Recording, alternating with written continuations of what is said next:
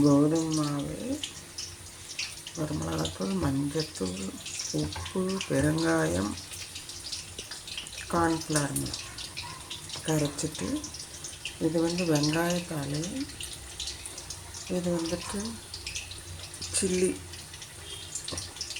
பஜ்ஜி மிளகா ரெண்டுலேயும் போட்டுட்ருக்கோம்.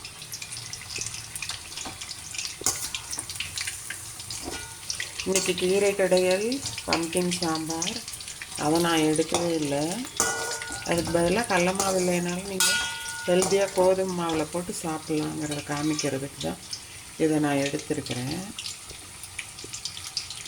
ஏற்கனவே பஜ்ஜி வீடியோவில் போட்டாச்சு, அதனால் போட வேண்டாம்னு நினச்சேன். ஆனால் கோதுமை மாவு கார்ன் மாவுலேயும் போடலாம் அப்படிங்கிறதுக்காக உங்களுக்கு காமிக்கிறேன். கார்னோட கிறிஸ்பு அரிசி மாவு பதிலாக எவ்வளோனா 1 ஸ்பூன் போட்டால் போதும் கார்ன் மாவு.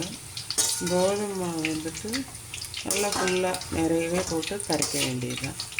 எப்பவும் போல் வரமிளகாத்தூள், உப்பு, பெருங்காயம், மெயினாக பெருங்காயத்தூள், கொஞ்சம் பெப்பர், இவ்வளோ தான் இதுக்கு தேவையான. எப்படி நம்ம பஜ்ஜி போடுறோமோ அதே மாதிரி முறுமுறுன்னு வரும். ஆனால் கோதுமை மாவு பண்ணுறோம்.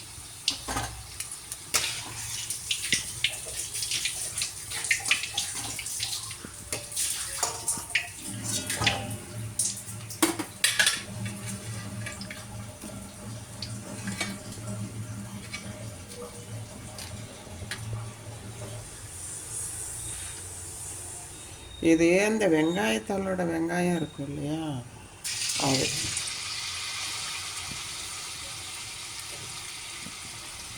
க்ளீன் பண்ணிவிட்டு கட் பண்ணிவிட்டு இது போலப்போம்.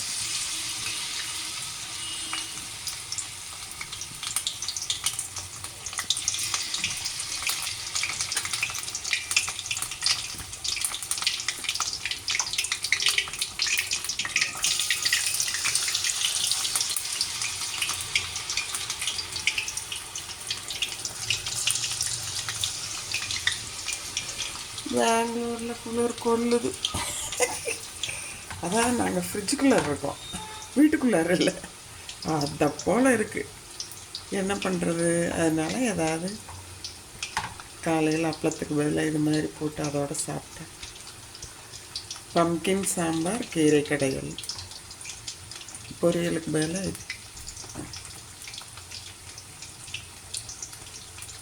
ஓகே, நான் எடுக்கணும், கையில் கேமரா பிடிச்சிட்டு இருக்கிறேன்.